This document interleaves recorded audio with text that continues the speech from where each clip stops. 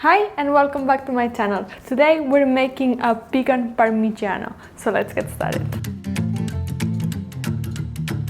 I have an Italian friend that is always posting this recipe on Instagram and it looks delicious, so I decided to try and make my own recipe and try to make it vegan, although it's just a mix of what I think it's gonna work. You can do it with tomato sauce that it's already made, but I decided to make my own tomato sauce. And a tip here is, if you're gonna make your own sauce, make more. Freeze it, save it, you're gonna use it because it's delicious. So I made a big portion of it and I'm gonna save the part that I don't use, so my whole hours in the kitchen are worth more than one meal. And then for the cheese, I decided to make a cheesy white sauce and it turned out pretty cheesy. So let's move on to the kitchen and start cooking. So first of all, for the tomatoes, we're gonna put some water to boil and then we're gonna make a cross cut in the bottom of our tomatoes, just like this, and we're gonna put them into the boiling water for about 5 to 10 seconds. It really doesn't need more. It's super fast and you're gonna see how they start peeling off.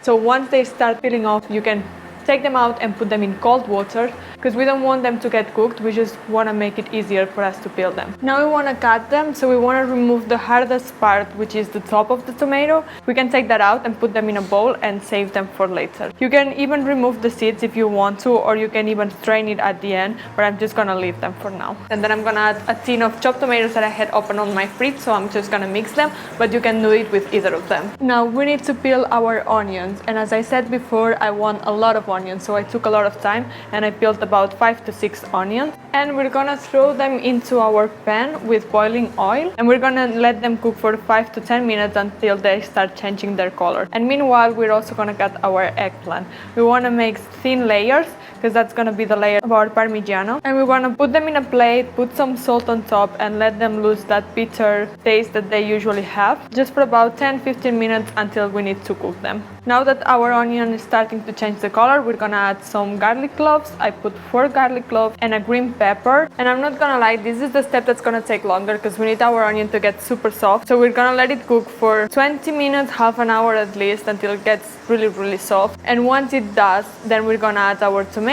and we're gonna mix that and add also some spices. I'm gonna add basil, thyme and oregano, and we're gonna let that boil until the tomato gets cooked and it all starts to reduce. And onto our eggplants, I'm just gonna rinse them with water and I'm gonna roll them into gluten-free flour, just a little bit. It doesn't need anything else, just the flour. And we're gonna bring some oil to boil and we're gonna fry the eggplants. We're gonna remove them, putting them in kitchen paper so the oil gets absorbed, and our eggplant is ready. I'm gonna blend it because I think it's gonna be better for this specific recipe if the sauce is smooth. And now let's move on to the cheesy sauce. So we want to put a little bit of oil in a pan and add 2 tablespoons of flour, 1 teaspoon of white miso, some nutmeg, garlic powder, paprika, and then I'm gonna start adding the milk slowly so it gets combined. If it doesn't, don't worry, you can just blend it. And finally, I'm gonna add some nutritional yeast and it's ready. And now we have all our preparations. We have the tomato sauce, the cheesy sauce and our eggplant, and also some extra basil. So let's build this. So we're gonna put tomato sauce. I'm gonna build it like a lasagna because I feel like it's pretty similar. Now we need more tomato sauce. And now I'm gonna put some of the cheesy sauce, which is not exactly the same I would use for a lasagna, but it's kind of similar. Now if you want to make it more cheesy, you can add some nutritional yeast, but I will put some basil leaves. More eggplant.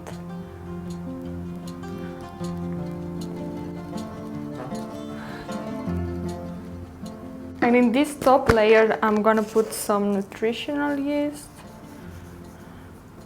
more basil, and some breadcrumbs. These are gluten-free breadcrumbs. I make them myself, and actually the recipe is on my Instagram if you want to see it. And now we're gonna put this in the oven. 20 minutes maximum. I think that's gonna be enough.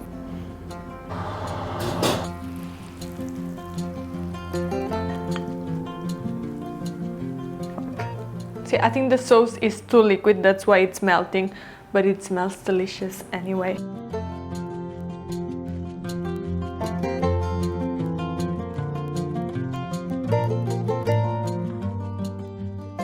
So that's how they look. They look delicious. And that's it for today's video. I hope you like it. Subscribe if you want to see more, and don't forget to like this video. Also remember to follow me on Instagram because I'm posting a lot of recipes there, day-to-day recipes.